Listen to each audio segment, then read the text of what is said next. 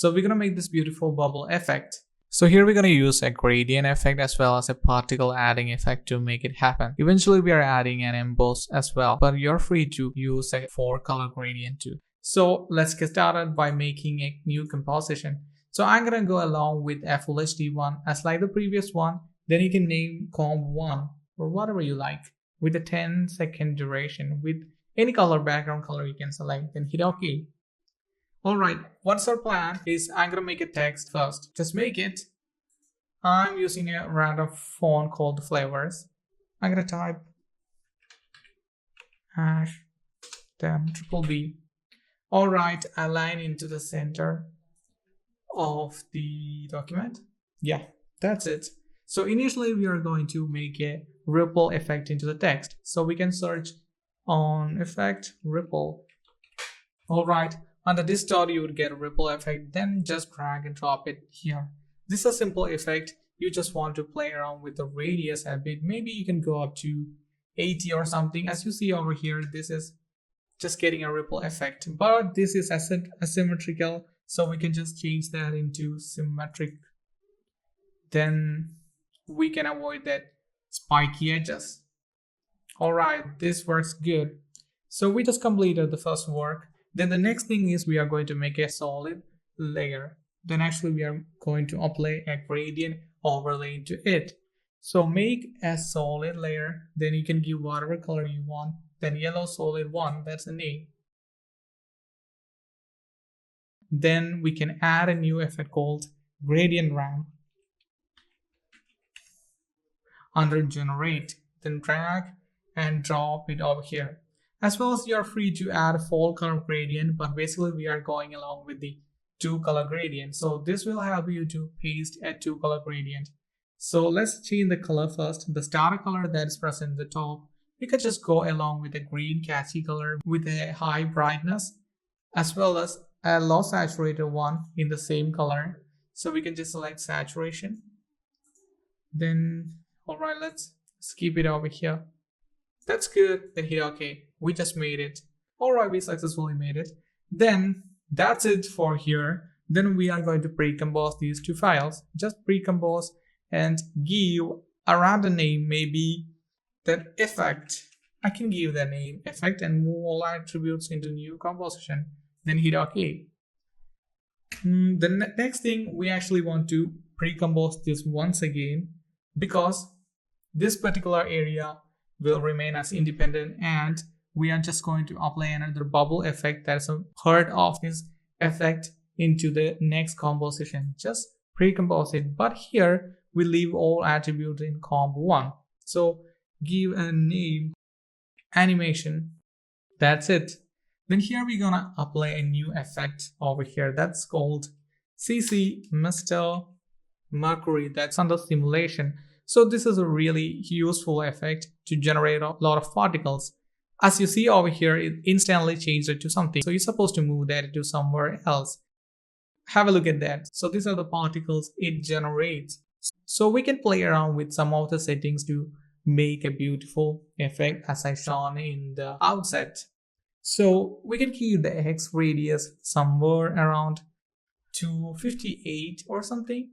As you see, it stretches into the X axis. Then the Y radius, just keep it to 41. It will stretch into Y axis. Then let's play this once again. Have a look at that. This is cool. Then we have a bunch of other parameters over here. Direction we can control, but just leave it to 0 degree. And the velocity, we can just keep the velocity down to maybe 0.2 because it's so fast. We want to keep it down. As you see over here, this is slowed down from the previous thing. Alright, then the birth rate is actually the amount of bubbles are just appearing in every second. When I keep it up, as you see over here, this is booming. Then just keep it 1. The longevity defines how each bubble sustains. So as you see, it actually disappears each bubble. So we can just keep that longevity into maybe a 1.3 second. And the gravity, alright, we can keep the gravity into 1. Then the resistance, just keep it 0. And the extra, just keep it 0. And here, this is the animation type. That's explosive. But we want to keep that into something twirly. As you see over here, then we can see the bubbles actually twirling each other. Then the next thing is really important is bud size and dead size. Bud size defines what is a size when it appears. So we can keep that into somewhere 2.20. As you see over here, some of the things becoming bigger because it just gave birth and it is just scaling it up to 2.2. And the next thing is blob dead size. So as you see over here, you can take a look at this particular bubble. It's actually becoming bigger. Then after that, it is shrinking. Then it disappeared. So by this way, we can just give the dead size to somewhere 1.34. That's it. Then we can play this animation once again. Now it looks good. It looks pretty good. All right, we actually got a bubble effect. We just almost completed. We can go to project file. Then we can drag and drop the effect underneath this layer. As you see over here, we got it. Then let's play this. This working good. This is not that much 3D looking. We can add a 3D effect into it. So in the animation composition, we can right click and add a layer style, a bevel and emboss as like the previous video. Then open up the bevel and emboss. Then we need to do some custom settings over there. Then we can keep initially we can keep the shadow mode to normal and the shadow color to something that's related to green because we're using the green color.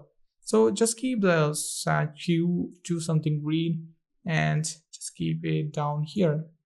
A darker color than this particular thing, then only it gonna notice. All right. Then this opacity 75% is selected. Then we need to change the depth of the bevel to somewhere maybe a 41. Let's keep a 41%. Yeah, it's good. And the direction just upside, yeah, or we can flip it over, no problem. But the size, just keep it maybe at 31. Have a look at that. Now it became 3D because we got a emboss. And the softening, just keep it at 16%. That's the maximum we can soften. Then we can change the opacity to somewhere 100. It doesn't matter. Then let's play this animation once again. Now we got a fluid effect inside After Effects. One project is waving at you. You're supposed to make this sort of effect in After Effects. Thank you.